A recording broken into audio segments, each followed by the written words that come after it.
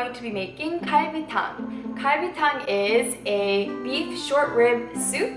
The soup is milky from the bone and the flavor is rich and smooth and it's so good. If you like soups like seolleongtang where the broth is made with bone, then you're going to love this recipe. This recipe actually took course over 2 days since we had to keep it in the fridge overnight so we could remove any excess fat that floated to the top. My family typically likes the soup as it is since they like the milky flavor, but if you like spicy soups, then there's a really easy spice mixture that you can add to the soup to make it spicy. This is actually my very first recipe request, so I'm super excited to make it. It was requested by YouTube user Sweet as L, so when you get a chance, you can go check out her channel too. Let's get started. First, take a bowl of clean water and dunk your kalbi meat in there. After about an hour, the water should be really red and look something like this. Change the water and do it again for another hour. This is what it's going to look like the second time around. You'll notice that the color is much fainter. Do it again one last time, and an hour later, the water will barely look red at all. Now, take the meat with the drained blood out of the water it's been sitting in and put it into a pot with 8 cups of new clean water. Let it boil for about 5 to 7 minutes. While it boils, prep the veggies. First, cut 2 thick chunks of the radish and cut it into quarters. Do a rough chop with your green onion just so it fits your pot. And pour 2 tablespoons of sake. Peel about 12 to 15 cloves of garlic and have 4 grams of kelp ready. Now, take the boiled meat from the pot and clean it with water.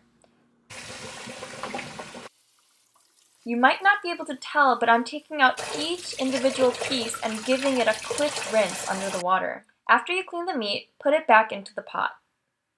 Pour about 14 cups of water and add in the kelp, green onion, radish, garlic, and sake.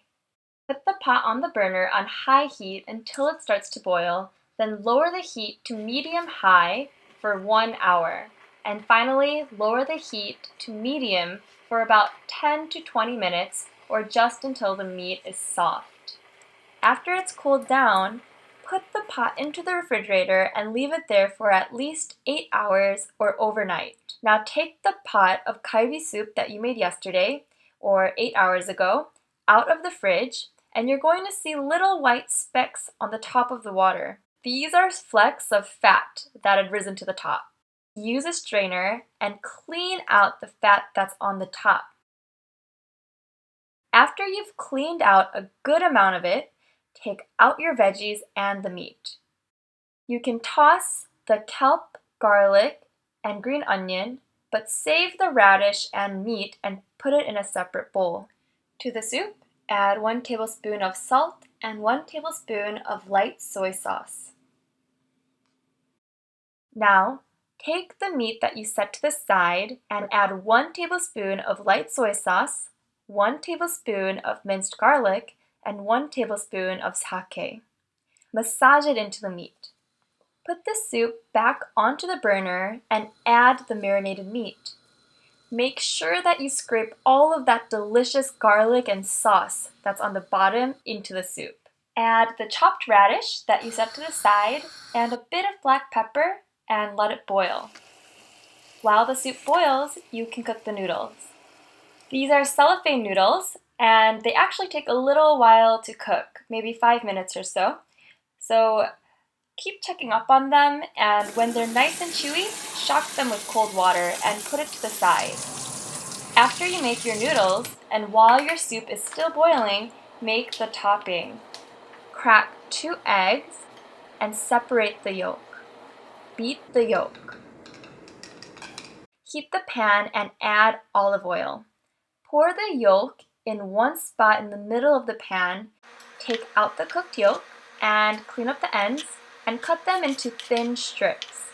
You can also cook the whites and do this, but I decided to just use the yolk since I think it's a prettier color. Set it aside. Then, take your scallions and chop them up as well.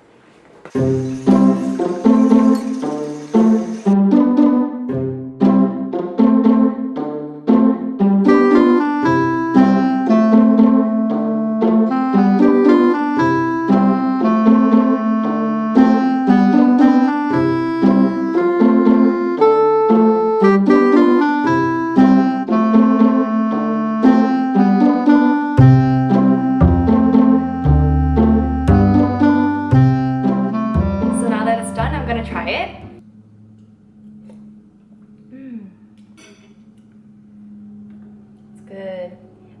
And then kalbi.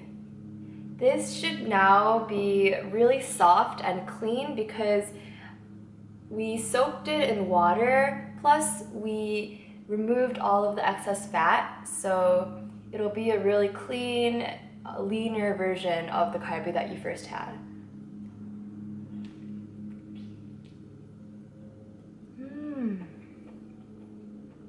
It's really tender.